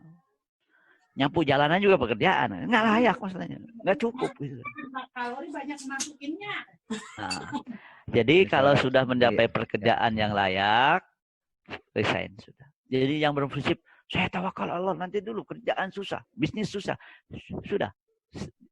Tapi ada usaha untuk memperoleh pekerjaan yang selain yang sekarang. Itu pertama ya. Jadi ditolerir sampai mendapatkan pekerjaan yang layak. Nah, yang kedua, itu kan hukum suami mendapatkan uang dari bank tersebut. Nah, terus bagaimana hukum istri mendapat uang tersebut dari suami? Ini yang menarik fatwa. Saya melihat fatwanya di Saudi ini. Adapun istri memperoleh uang tersebut halal. Loh, kenapa halal? Karena suami memperolehnya dari pekerjaan, istri memperolehnya dari akad nafkah. Kalau akad nafkah, kan istri halal. Sudah berubah akad, walaupun bendanya itu juga tetap beda. Istri halal memanfaatkannya, suami yang kasihan. Jadi tapi kan, nah, kenapa? Subhanallah, kaidah tagayyuru sababil milki qaimun maqama tabadul izzat. Kalau sudah berubah akad, status barang berubah. Satu hari Rasulullah SAW datang ke rumah Bariroh. Bariroh termasuk mahram Rasulullah. Bariroh sedang masak daging. Ketika disuguhkan makan siang, Rasulullah malah, kenapa dapat roti saja? Mana dagingnya? Rasulullah itu dagingnya daging zakat. Kata Rasulullah, Bariroh, engkau terimanya zakat, saya terimanya sedekah. Boleh, sini. Berarti perubahan akad itu. Ya kasihan suaminya kan, dosa sendiri. Istrinya enggak, anaknya enggak. Ya kalau begitu, mudah-mudahan dapat pekerjaan yang layak dan segera pindah. Dari sekarang cari kerjaan yang layak. Ya kalau nggak seimbang, beda tipis lah gitu. Iya. Itu ya. Iya, Tat. Kalau ini terlalu banyak pertanyaan, memang waktunya juga. Jawabnya bisa singkat-singkat aja mungkin, Ustaz ya. Nah, ini ada pertanyaan menarik, Ustaz. Maaf. Jadi hasil korupsi halal juga buat istri, haram. Apa bedanya? Kalau hasil korupsi itu bukan transaksi, ngambil punya orang. Kalau ngambil punya orang dikembalikan. Kalau gara-gara transaksi kan nggak ngambil punya orang. Beda. Jangan sampai alhamdulillah. Jadi kalau kita korupsi boleh, nggak boleh kalau korupsi. Kenapa? Karena kalau korupsi itu maharum ma'akhduhu haruma i'ta'uhu. Kalau diambilnya haram bukan karena transaksi. Jadi benda harta haram karena ngambil punya orang, istri nggak boleh ngambil, kembaliin. Harta haram karena transaksi beda lagi. Zatian, hormatul zatian. Ya, sahih, Ustaz. Nah, Ustaz, Masya Allah. Tapi sambung yang via chat. Asuransi tadi sudah dijawab, Ustaz ya? Sudah ya. Asuransi sementara belum ada yang syariah, tapi kalau asuransi pribadi artinya nyari yang syar'i, Ustaz ya? Ya, cari yang syariah, yang difatwakan oleh DSN MUI. Betul, DSN sebagai MUI. sebuah yang syariat. Insya Allah halal. Kemudian memberi mendapatkan kursi sekolah, jatah sekolah, bayar lewat belakang, gimana Ustaz, supaya mendapatkan sekolah yang negeri itu? Ini begini, ini masalahnya riswah. Riswah. 3 syarat riswah. 3 syarat riswah. 1. Memberi hadiah. 2. Sukarela. 3 yang bukan haknya. Yang bukan haknya. Oke. Tapi kalau kita beri uang untuk memperoleh sesuatu yang hak kita, nggak riswah. Pertanyaannya, kursi sekolah itu hak kita bukan? Bukan. Kalau diberi jadi hak kita, riswah. Kalau kita didolimi, ini harusnya hak saya diambil, ternyata diambil orang. Tapi dia syaratkan bayar. Nah, itu nggak riswah. Yang dosa dia, kita nggak dosa. Nggak dosa. Ya. Jadi ada riswah itu sendiri ada syaratnya. Dan Iya. masalahnya adalah sederhana saja. Mau 3 beli tadi. bangku, oke. Beli bangku. Hak kita bukan? Bukan. Udah riswah sudah. Tapi kalau hak kita nggak riswah. Gitu ya. Sudah memenuhi syarat, segalanya sempurna, hak kita. Cuman nggak dapat karena dia apa? Mana? Bayar dong. Nah, ketika kita bayar, kita nggak dosa, yang dosa dia. Diminta begitu saja. Nah. Itu ya, insya Allah. Ya, sambung pertanyaan dari Ikhwas sekarang. Ada yang bertanya langsung? Ya Ustaz. Ya, silakan. Dengan siapa nih? Pak Adon ya? Ustaz, Don. Ya, langsung. Adon. Ya Ustaz, Assalamualaikum. Assalamualaikum. Ya, Waalaikumsalam warahmatullahi wabarakatuh. Ini ada pertanyaan gini Ustaz. Kita di dunia kerja ya sebagai karyawan di suatu perusahaan. Nah, perusahaan tersebut dalam mendapatkan orderan proyek lah ya gitu ya. Itu karena sudah terbiasa memang sistemnya di dunia kerja itu harus menggunakan apa istilahnya ya? Fee buat orang-orang di perusahaan pemberi kerja itu untuk bisa mendapatkan job itu gitu. Nah, gimana hukumnya bagi kita sebagai karyawan gitu untuk melobi mendapatkan job itu kita harus memberikan fee kepada orang-orang oknum-oknum yang ada di perusahaan tersebut, kira-kira gitu Ustaz. Mungkin itu aja Ustaz, pertanyaan. Terima kasih. Sebetulnya itu kembali kepada pertama tadi kaidah riswah ya. Kalau tadi ini kita nggak dapat bukan karena nggak layak, karena nggak ngasih uang, itu lain lagi urusannya. Bersama ya.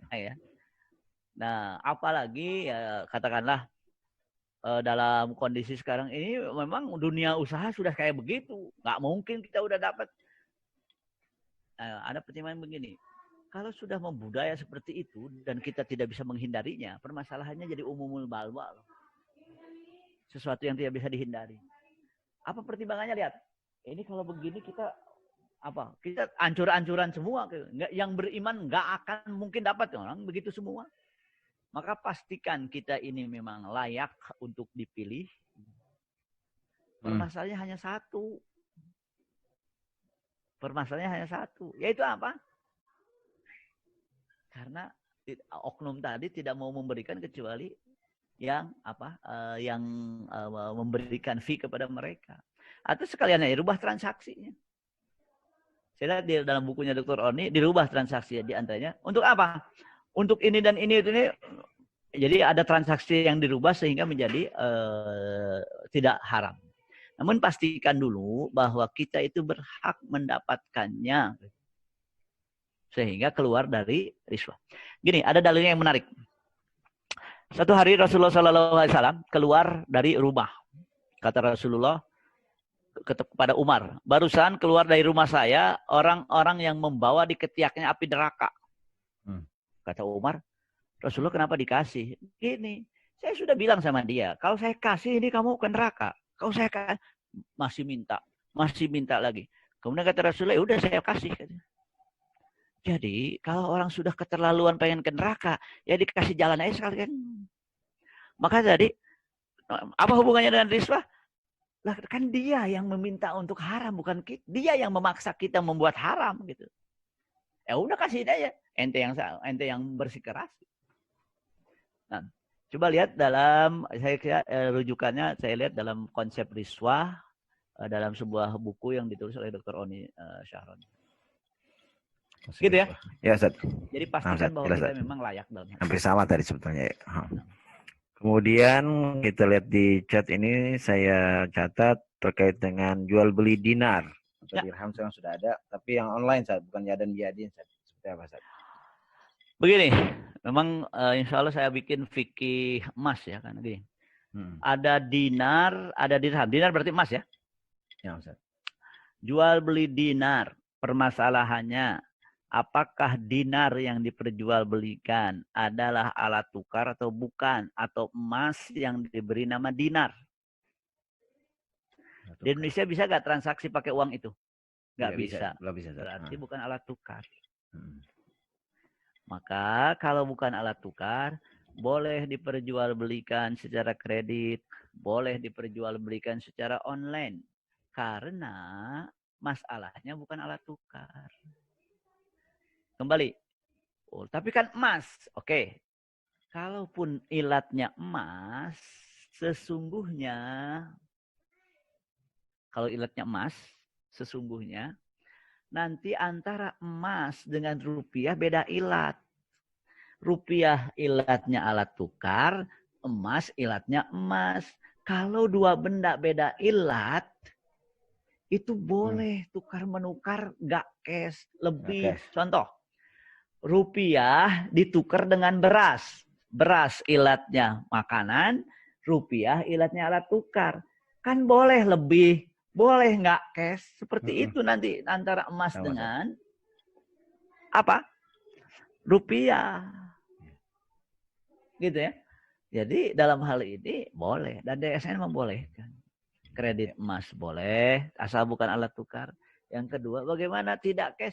Ya kan masalahnya kalau tidak cash, ilatnya udah beda. Kalaupun ilatnya udah beda, jadi gini, dalam riba itu ada satu jenis emas-emas, beda jenis emas perak, beda ilat emas beras. 3. Kalau beda ilat ya sudah, lebih boleh, nggak cash boleh. Jadi kalau satu jenis tidak boleh lebih dan harus cash. Itu. Ya.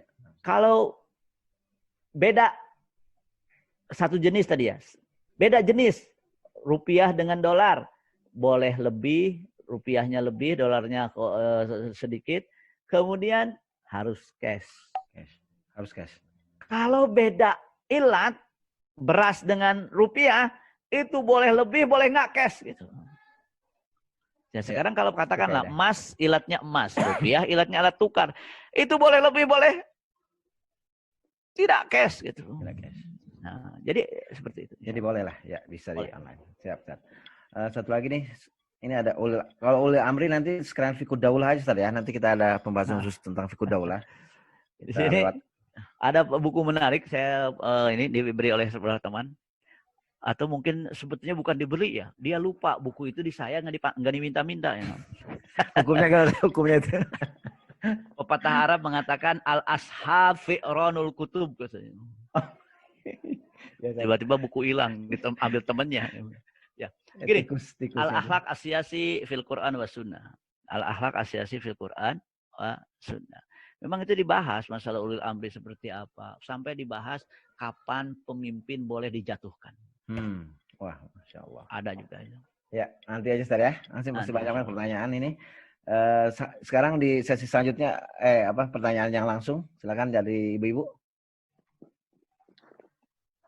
Assalamualaikum warahmatullahi wabarakatuh. Ibu-ibu dulu, sebentar ibu-ibu. Masya Allah, hari ini 408 ya. Iya, udah 408. Boleh bertanya Ustaz? Iya, ibu-ibu. Silakan. Ibu Wahyuningsi ya. Iya, alhamdulillah. Saya mau sebentar. Ini sebenarnya yang menjadi dilematis saya tentang pemahaman sebagian masyarakat yang berpindah terhadap mazhab Ustaz. Ya, kita itu kan tahu bahwa di Indonesia itu kan kita bermazhab lebih cenderung kepada mazhab Syafi'i. Ketika ada perbedaan terhadap mazhab dan kemudian agak sedikit ada perbedaan, kemudian diskusi, dan lagi-lagi teman diskusi kita selalu berprinsip bahwa kita tidak boleh sembarangan berpindah mazhab, gitu Ustaz. Kalau saya pribadi kan memahami mazhab manapun selama itu 4 mazhab itu tetap semuanya masih bisa kita pegang, gitu kan Ustaz ya. Ya, jadi pertanyaan saya, apakah benar ketika orang beralasan kita tetap memegang mazhab Syafi'i selama Syafi'i itu masih bisa kita lakukan seperti itu. Contoh dasar seperti saya melihat fenomena ada seorang suami yang meninggal, ketika dia mau kita tutup, istrinya mau mencium, Ustaz. Istrinya mau mencium yang terakhir kalinya, tapi tidak diperbolehkan oleh seseorang lah gitu kan. Karena ini mazhab dalam mazhab Syafi'i tidak boleh membatalkan, kasihan jenazah gitu. Akhirnya dengan terpaksa dia mencium dengan dialasi gitu Ustaz. Jadi saya pribadi melihat miris juga, kasihan gitu. Padahal dia ingin sekali menyentuh suaminya. Jadi menurut Ustaz seperti apa dan bagaimana jika kita menghadapi keadaan seperti itu? Jazakallah Ustaz. Assalamualaikum. Warahmatullahi wabarakatuh. Langsung Ustaz. Ya. Pertama, dalam hal berfikih, ini saya ingatkan tentang prinsip Kiai Hasan di yang ke-7 ya kalau salah. Ya, yang ke-7. Apa mic-nya Ustaz? Oh ya. Prinsip berfikih. Pertama, silahkan ikuti ustadz siapapun. Silahkan. Misalkan tadi ustadznya mengatakan menyentuh perempuan membatalkan wudhu walaupun istrinya. Silahkan ikuti. Namun jangan berhenti di situ. Cari dalil kenapa ustadznya mengatakan bahwa menyentuh itu membatalkan wudhu. Tadi disebutkan dalam slide aula mastumunisa. Oke. Tetap. Jadi dari pindah mengikuti ustadz, mengikuti dalil gitu kan. Yang ketiga, boleh melihat dalil yang lain. Imam Malik bagaimana, Imam Syafi'i gimana, Imam Ahmad gimana. Kemudian setelah itu boleh, saya kayaknya lebih cocok pendapat Imam Malik yang mengatakan menyentuh itu tidak membatalkan. Yang membatalkan itu kalau timbul syahwat. Boleh pindah dari mazhab Syafi'i karena berdasarkan dalil yang dipelajari dan mengatakan itu lebih kuat. Jadi perpindahannya bukan karena yang lain, karena menurut dia pendapat yang lebih kuat adalah berdasarkan dalil, bukan berdasarkan situasi. Boleh. Dan kita ketika terjadi beda pendapat dalam masalah-masalah tertentu nggak boleh mengatakan dan ini. Nah, itu pertama. Kemudian yang kedua, tadi dalam kondisi masyarakat di tempat itu semuanya mazhab Syafi'i dan kita sudah merubah keyakinan kita berdasarkan dalil. Namun kalau kita merubah pendapat tersebut dalam masalah tersebut bikin masyarakat jadi ribut, kata Imam Ahmad, ya jangan beda dengan masyarakat umum. Di situ titik taklif kulubnya, menyatukan hatinya. Maka tadi misalkan, dia ingin mencium jenazah suaminya. Padahal menurut Imam Malik tidak batal. Dan ia mengakhiri tidak batal. Tapi masalahnya masyarakat di situ akan menjadikan masalah. Berpikir, menyatukan, mengalah dari pendapat yang kita anggap lebih kuat untuk menjaga persatuan, itu lebih baik. Ya sudahlah. Mudah-mudahan mendapatkan pahala dari Allah Subhanahu wa ta'ala. Maka saya akhirnya bikin slide tentang fikih takliful qulub, bagaimana bersikap di tengah masyarakat walaupun terjadi beda pendapat tapi tetap apa? Hati tidak berpecah belah. Ya, Ustaz. Jarang-jarang ya yang dilarang untuk cium suaminya karena takut batal wudu sang mayit gitu. Jarang-jarang juga saya Iya, tapi kalau di mazhab Syafi'i memang nggak boleh karena menyentuh itu batal. Jadi batal ya. Sang mayit jadi batal. Padahal juga tidak ada hubungannya dengan wudu ya. Makanya mempertahankan wudunya si mayit supaya tidak batal. Kita berinteraksi dengan wawasan masyarakat yang sebetulnya sangat terbatas sekali gitu. Ya kita lebih dewasa lah. Lebih dewasa. Ya. Ini langsung dari chat saja terkait dengan dalil fikih waqi', bisa diperjelas nggak dalilnya? Gini, dalil fikih waqi' tadi sudah disebutkan sebetulnya.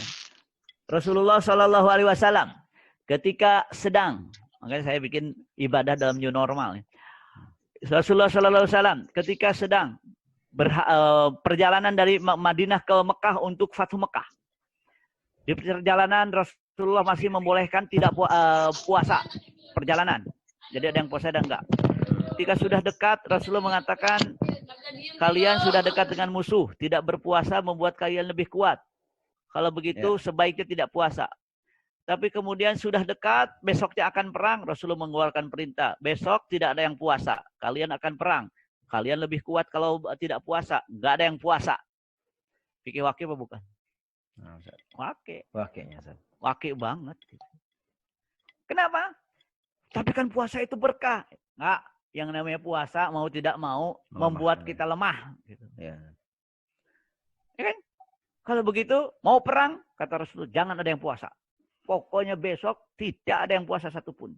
Ketika dilaporkan ada yang masih puasa, Rasulullah marah. Kalian menentang perintah Rasul. Jadi fikih wakil itu ada ya. Jadi jangan sampai nggak ada. Ya Rasulullah tidak menyebutkannya fikih wakil. Kita memberi namanya fikih wakil, namanya tersirat bukan tersurat. Gitu ya. Insya Allah. Insya Allah. Yang Ustaz. Saya ini mohon maaf nggak bisa sampai jam 11. Oh. Ini pertanyaan sampai 21. Karena gini, hari ini saya ada TOP ya di Kansa jam 10.50 kalau nggak salah. Ini sudah Jadi, mohon maaf ya. Alhamdulillah kita sudah banyak sekali diskusi dengan Ustaz Taufik, Dr. Taufik Kulaimi, dan di YouTube juga bisa disimak ya. Beliau banyak sekali di YouTube tentang fikih 4 mazhab, tentang banyak hal saja dibahas. Banyak hal, insyaallah. Ketik saja Taufik Kulaimi, insyaallah banyak di YouTube. Beliau adalah muajid DPP dan insyaallah ilmunya kita bisa manfaatkan sebagai pakar usul fiqh. Selanjutnya nanti sesi selanjutnya masih ada 2 sesi, mudah-mudahan tidak diselingi dengan ribut-ribut pilu walkot, Ustaz. Amin. Doanya juga dari antum di Tangsel. Amin ya Allah, amin. Yang mengusung kader. Itu saja, jazakumullah. Tafadhol Ustaz kalau ingin undur diri, insyaallah kita akan hubungi lagi untuk sesi selanjutnya, Ustaz. Barakallahu fikum. Ya, sama-sama. Saya mohon pamit nih ya. Barakallahu fikum. Assalamualaikum warahmatullahi wabarakatuh.